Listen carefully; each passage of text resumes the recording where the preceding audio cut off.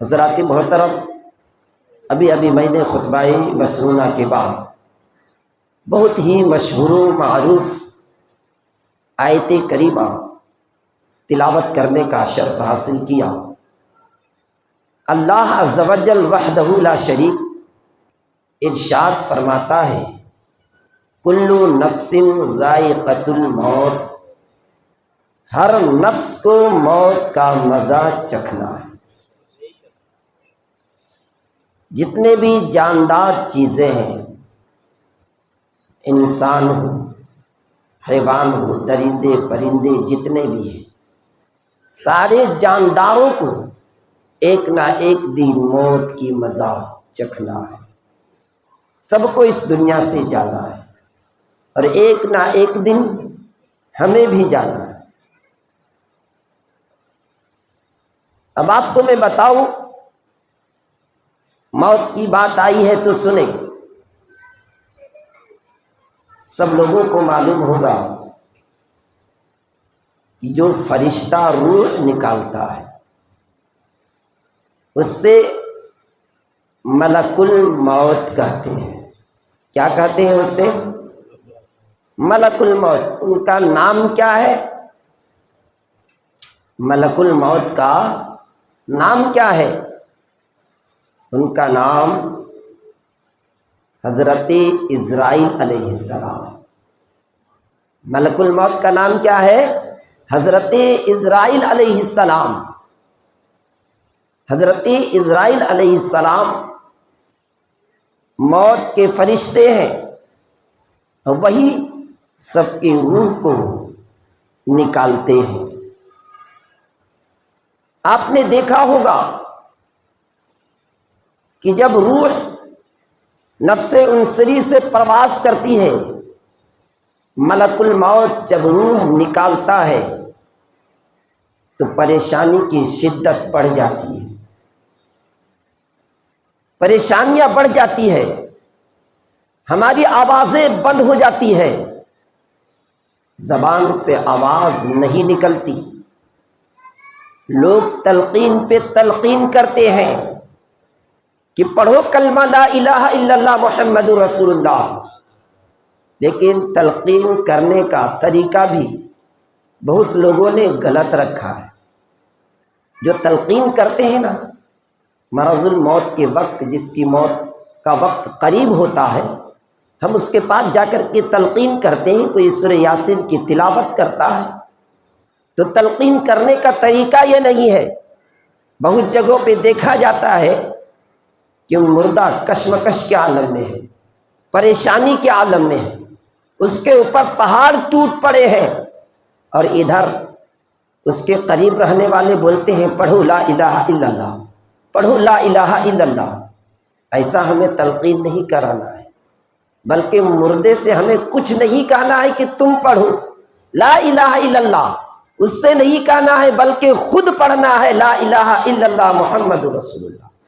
اگر آپ نے مردے سے کہا پڑھو لا الہ الا اللہ، وہ تکلیف کے عالم میں ہے، پریشانی کے عالم میں ہے، اس کے اوپر پہاڑ کے بوجھ لدے ہوئے ہیں۔ کہا جاتا ہے کہ جب اس کی روح نکالنے کا وقت قریب آتا ہے، سینے پہ پہاڑ اٹھا کر کے رکھ دیا جاتا ہے۔ پہاڑ کا بوجھ اس کے سینے پہ ہے، پہاڑ کی بوجھ کو وہ برداشت کر رہا ہے۔ آپ اس سے کہہ رہے ہیں زبان سے پڑھو لا الہ الا اللہ، اس سے کہنا نہیں ہے بلکہ آپ کو خود پڑھنا ہے۔ پڑھتے پڑھتے اگر اس نے سن لیا تو اللہ اس سے ایمان نصیب فرما دے گا۔ اگر آپ نے کہا پڑھو لا الہ الا اللہ، لا الہ الا اللہ، کہیں اس نے دل ہی دل میں انکار کر دیا تو پھر کیا بنے گا؟ اگر اس نے انکار کر دیا تو کیا بنے گا؟ آواز تو نکلتی نہیں ہے، آواز بند ہے، لیکن اشارے سے اس نے کہا میں نہیں پڑھوں گا۔ تکلیف کی عالم ہے، پریشانی کی عالم ہے، اگر انکار کر دیا تو کیا بنے گا؟ اس لیے ہمیں مردے سے تلقین نہیں کروانا ہے، بلکہ خود اس کے سامنے بیٹھ کر کے، اور زیادہ تیز آواز میں بھی نہیں کہ باہر تک آواز جائے، اتنا تیز پڑھو کہ مردے کے کان تک آواز پہنچ جائے۔ بات سمجھ میں آئی نا آپ لوگ؟ تلقین ہم کس طرح کرائیں گے؟ بلکہ آپ خود پڑھیں گے، لا الہ الا اللہ، لا الہ الا اللہ، لا الہ الا اللہ محمد رسول اللہ، لا الہ الا اللہ محمد رسول اللہ آپ پڑھتے رہیں گے۔ اگر آپ کی آواز مردے کے کان تک پہنچ گئی اور اس نے سن لیا، اس کا خاتمہ ایمان پر ہوگا۔ اس لیے اسے تلقین کروانا نہیں بلکہ خود کرنا ہے۔ یاسین آپ کو جا کر کے خود پڑھنا ہے وہاں پہ۔ اگر آپ پڑھیں گے تو اللہ کے رسول فرماتے ہیں کہ موت کے وقت اگر کوئی سورہ یاسین کی تلاوت کرتا ہے تو روح نکالنے میں آسانی ہو جاتی ہے، روح آسانی کے ساتھ نکالا جاتا ہے۔ اب تکلیف کو سنو، موت تو سب کو آنی ہے، ایک نہ ایک دن سب کو موت آنی ہے۔ آج دوسرے کی باری ہے، کل ہماری باری ہے، کل ہمارے گھر والوں کی باری ہے۔